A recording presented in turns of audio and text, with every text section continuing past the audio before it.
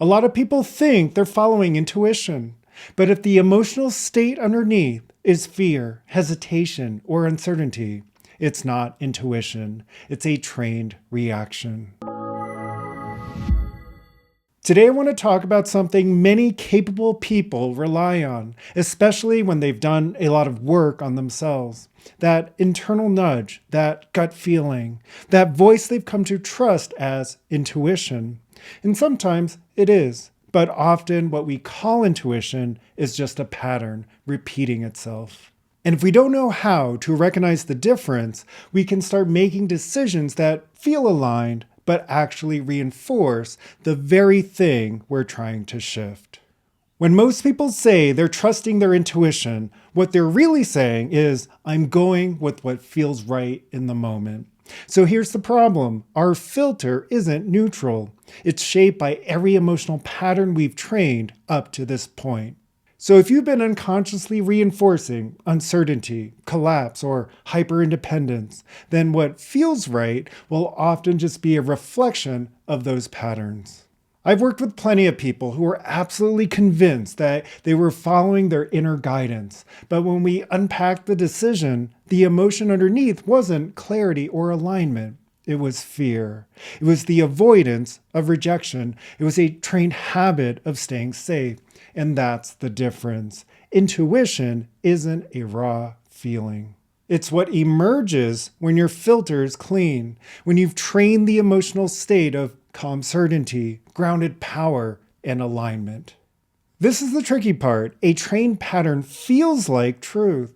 It feels immediate. It feels personal. It feels like a warning or a signal. And that's because your nervous system has adapted to fire those signals over and over based on past repetition. So if every time a relationship gets close, your system spikes in emotional intensity, you might feel a gut reaction to pull away, and you tell yourself it's intuition, but it's not. It's just your nervous system doing what it's been trained to do. That doesn't mean you're broken. It means the system is working exactly as it was trained. But if you don't slow down and look underneath the signal, you'll keep reinforcing the pattern that caused the very discomfort you're trying to avoid.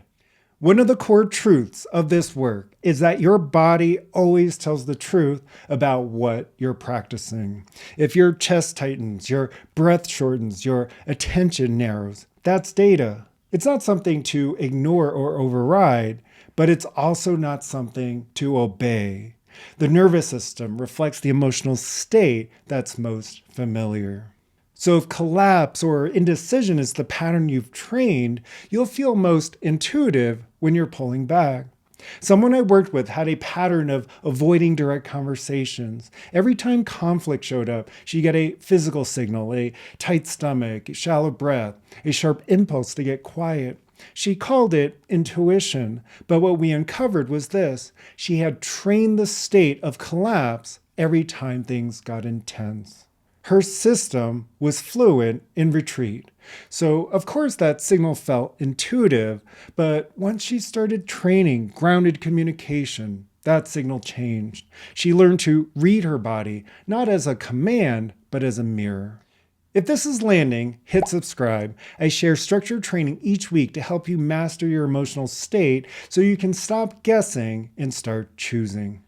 Let's talk about what real intuition feels like. When you've trained your filter through consistent emotional work, when you've built the capacity for presence, certainty, and clarity, intuition doesn't feel dramatic. It's not a lightning bolt. It's not a wave of emotion. It's not urgency. It's quiet. It's calm. It's steady. You don't need to justify it. You don't even feel like you need to act immediately. It's just a quiet knowing that aligns with the person you're committed to becoming. That's a trained filter. And it only shows up when the nervous system is coherent, when the emotion underneath is steady, not reactive. So how do we navigate this in practice? We don't just follow a feeling and call it truth. We train discernment. That means you name the emotional state present when a signal arises. Notice the physical indicators of that state: tightness, breath, posture. Ask, is this the state I want to train more of? Does this align with the identity I'm committed to? And from there, you choose. That's the shift. You stop letting the system lead and you start using the system as a feedback loop. If you're hearing this and thinking, this sounds like me, you're not broken. You've just been training a pattern over and over that no longer serves. And that can change. The system is plastic. The emotional state is trainable. And the results compound faster than most people expect once they know how. This is the part people don't usually hear. True intuition isn't something you chase. It's something that emerges naturally when your system is trained, when your filter is grounded, when your nervous system is steady, and when your emotional state is intentional. Intuition just happens, not because you try to summon it, but because nothing is distorting it.